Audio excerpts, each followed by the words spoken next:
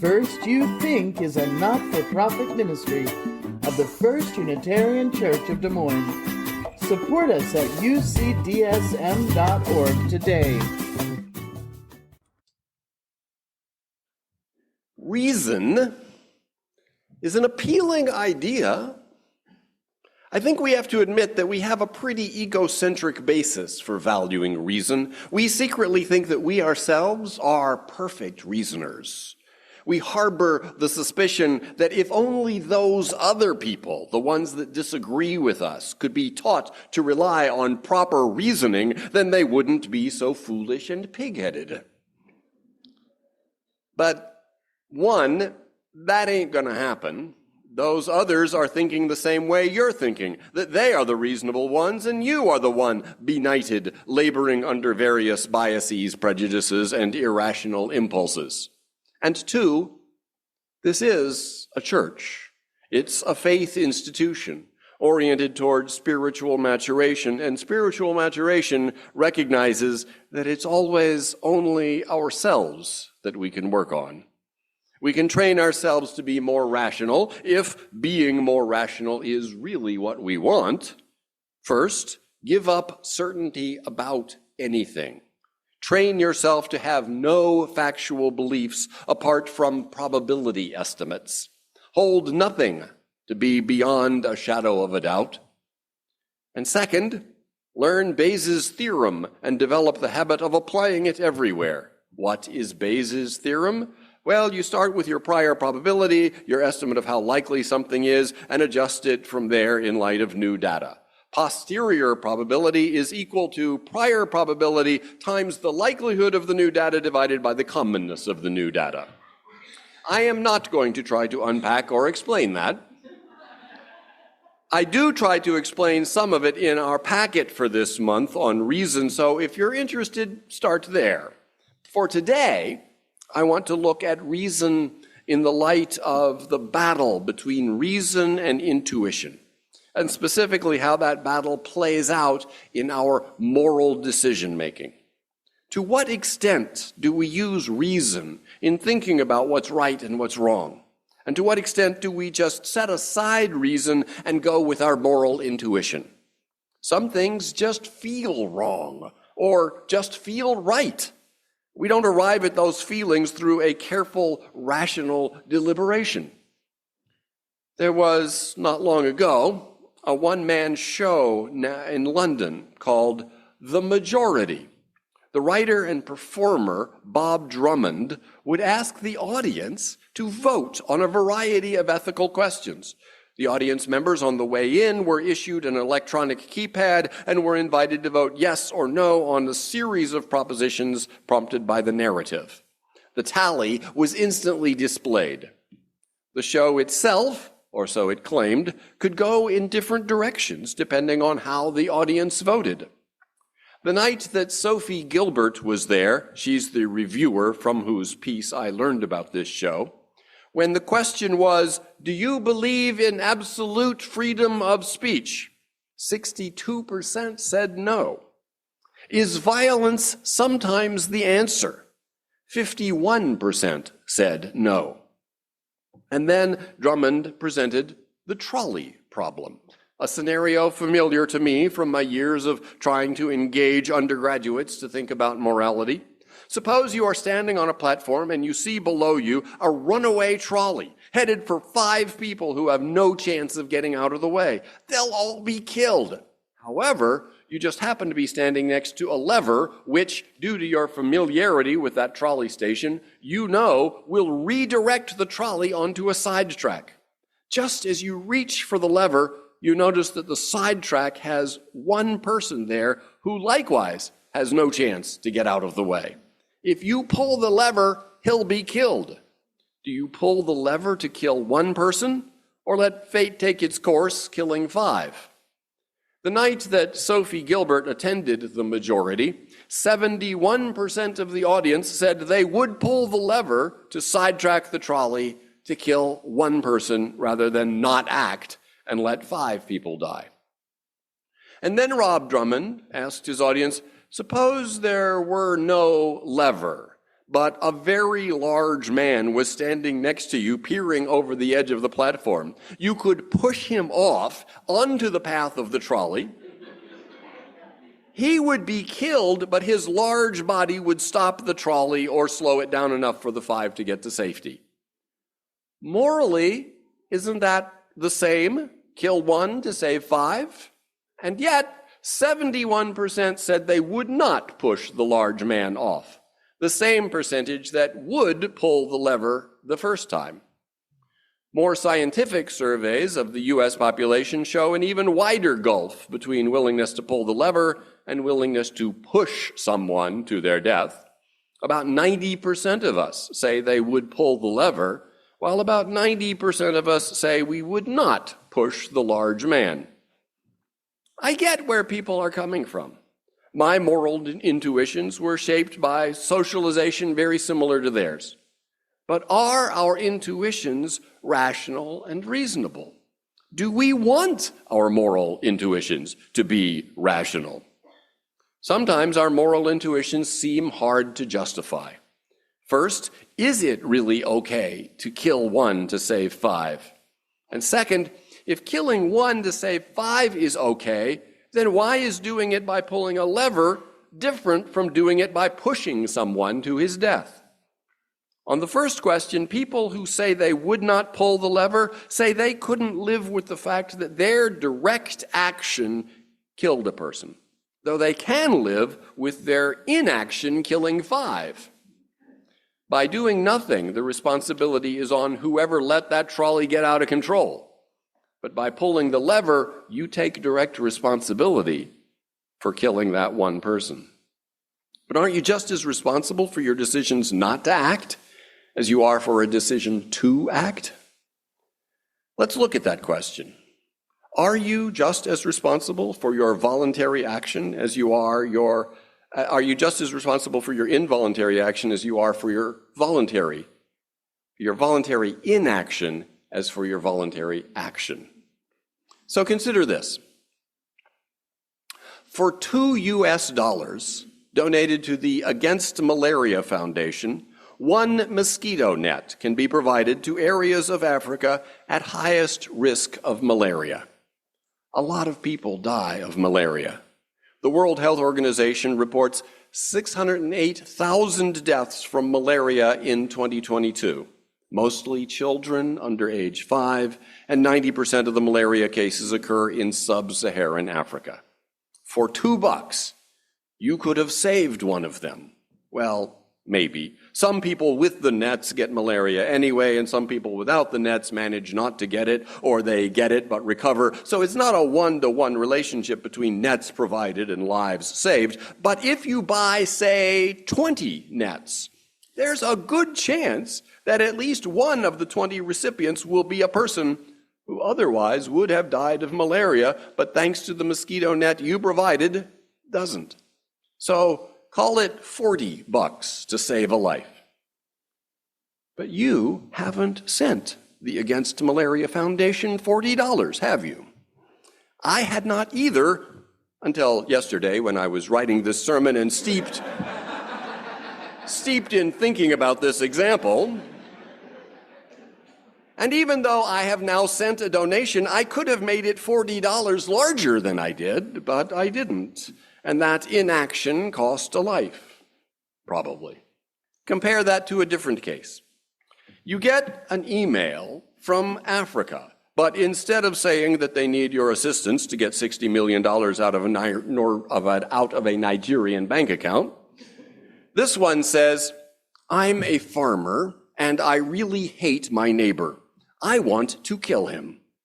I went to our local shaman and he said, it's okay for me to kill my neighbor, but only if I can get an American Unitarian Universalist to say that it's okay. If I send you $40, will you send me an email that simply says, you may kill your neighbor?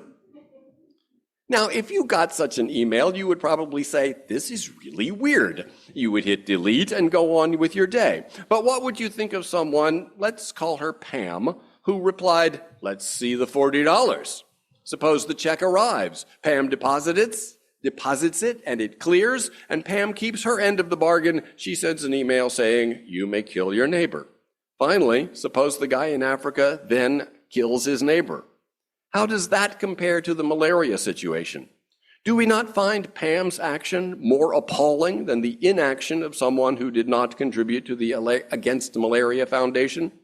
Yet in both cases, there's $40 more in the American's pocket than there otherwise would be, and there's a death in a faraway place as a result. So maybe we aren't as responsible for a decision not to act as we are for a decision to act. Or maybe you'd still want to say that we are. These cases illustrate that reason can sometimes be at loggerheads with our moral intuitions. I'll pick up from there after the interlude. Bruce, how about something conflicted?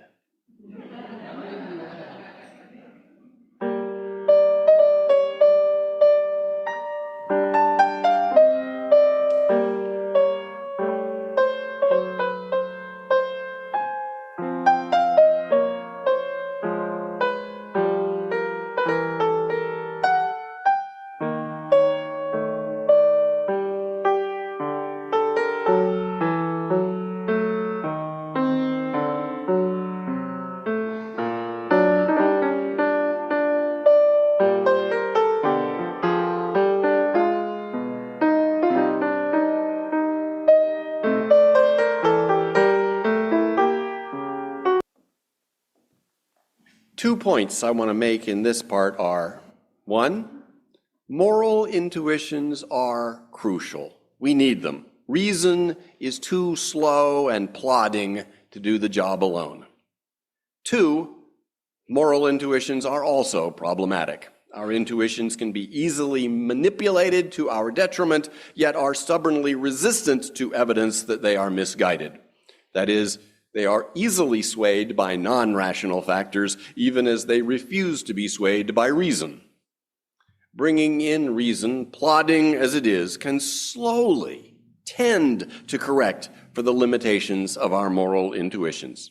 To the first point, our unreasoning feelings are very important for making moral decisions. Our moral intuitions are there to guide us in real-life situations where we don't have the kind of certainty that the trolley scenario asks us to assume that we did have. No matter how much you are told that you know pulling the lever will save 5 and kill 1 person on the sidetrack 40 yards away, and that you know pushing the large man onto the track will likewise save 5, the damage of pulling a lever just doesn't feel as probable as the harm of pushing someone right next to you off a platform into the trolley's path. And thus, we cannot help but recoil from the near, more concrete harm more than we do from the distant, more abstract harm, which is also surely a factor in why you haven't sent $40 to the Against Malaria Foundation. Malaria is so far away. Consider what life would be like without the moral emotions. Patients who suffer damage to the ventromedial prefrontal cortex lose their emotionality. Psychologist Jonathan Haidt explains, they could look at the most joyous or gruesome photographs and feel nothing. They retained full knowledge of what was right and wrong. They showed no deficits in IQ. They score well on tests of moral reasoning. Yet, when it came to making decisions in their personal lives and at work, they made foolish decisions or no decisions at all. They alienated their families, their employers, and their lives fell apart. You need your gut instincts, your moral intuitions, even if you can't rationally justify or explain them. Contrast, for example, the kind of decision that reason is really good for. You need to buy a new washing machine, and you have to choose from 10 options. Assuming that you have no brand loyalty, you list your criteria, and you do some research on how each machine rates on each of your criteria. Price, energy efficiency, water use, load capacity, cleaning efficacy, durability, and repair record. You work out some way of balancing the strengths in some areas with weaknesses in others, and you make your selection. Now, Imagine what your life would be like if at every moment, in every social situation, picking the right thing to do or say became like picking the best washing machine among 10 options, minute after minute, day after day. You would make foolish decisions too. That's what life is like for people with ventromedial prefrontal cortex damage. Moral intuitions tied to our emotional reactivity give us shortcuts. They, more than our rationality, provide us with a basic sense of right and wrong that we draw from at dozens, if not hundreds, of decision points every day. Reasoning it all out is just too slow and tedious. Now to my second point. Important as intuitions are, they are limited and sometimes wrong. Our problem is that these feelings are highly resistant to reason.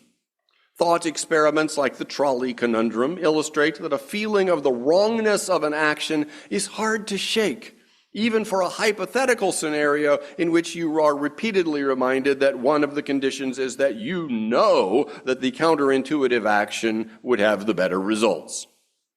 While reason has a hard time swaying moral conclusions, non-rational factors sway our judgment with worrisome ease.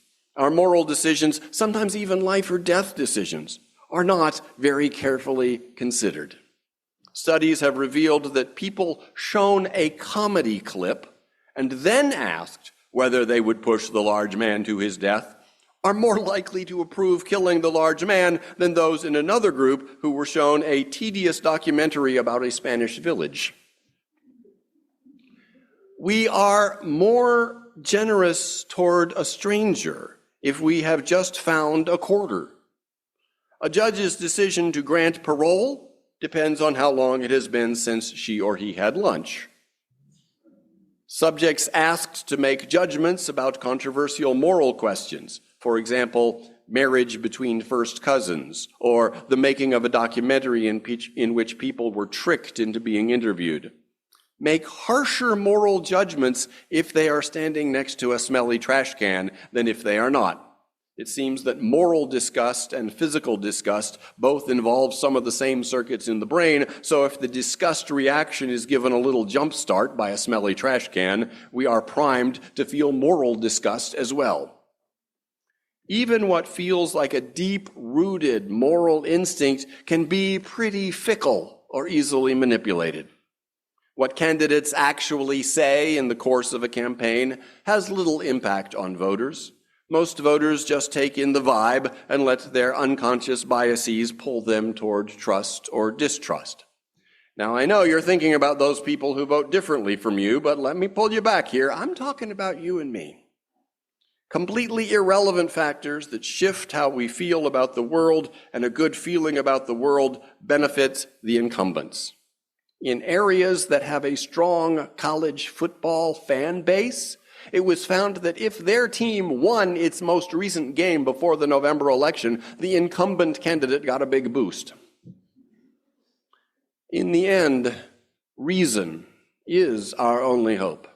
It is slow and it is plodding and it is pretty useless for day-to-day moral decision-making where our emotional habits of right and wrong guide us and our biases are just consistent enough to lend us an appearance of integrity.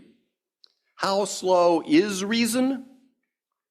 We learn our moral and emotional habits from our society, our community. It's our socialization, and it's passed down. For reason to successfully call into question a moral habit may take generations. That's how slow reason is. Firm moral habits held widely 200 years ago upheld slavery. Those of 150 years ago denied women the right to vote. Those of 50 years ago denied marriage equality to same-sex couples. And those of 10 years ago tacitly accepted the public presence of Confederate monuments. Those who pressed questions, asking for rational justification of these habits, gradually brought about a shift. Are darker and lighter-skinned humans so different that it's reasonable for the latter to enslave the former? Why shouldn't women vote? Why shouldn't gay people marry and have family lives? Why do we still have Confederate monuments? Repeatedly pressing such questions eventually pushes human brains to draw on parts other than the ventromedial prefrontal cortex in the quest to articulate defensible reasons. I am not keen to question all of our moral shortcuts. I want a life that feels sacredness, even if there's no good reason for it. I want a life where at least some of my loyalty can be taken for granted without being subject to a need to rationally justify it. I want a life where I trust authorities like scientists who tell me about climate change when I can't make the calculations myself. We need our moral shortcuts. For all their irrationality and fickleness and manipulability, we would be uprooted, adrift, and lost without them. The spiritual lesson of this is, first, humility. What feel like our strongest convictions aren't so strong in a different set of circumstances. And what seems like ironclad logic is probably an illusion of rationalization. So let us hold our own opinions with humility. Don't believe what you think. Second, relatedly, let us try to have empathy for those with whom we disagree. Yes, their brains have built-in biases. Our brains were built the same way and are just as biased. So let us seek to replace the urge to be right with the call to love. And let us try, not all the time, but sometimes, to take the time to take the slow road of entertaining hard questions about whether our most precious moral intuitions really are justified. And finally, one other thing. Maybe visit the Against Malaria Foundation website and send them a donation. Amen.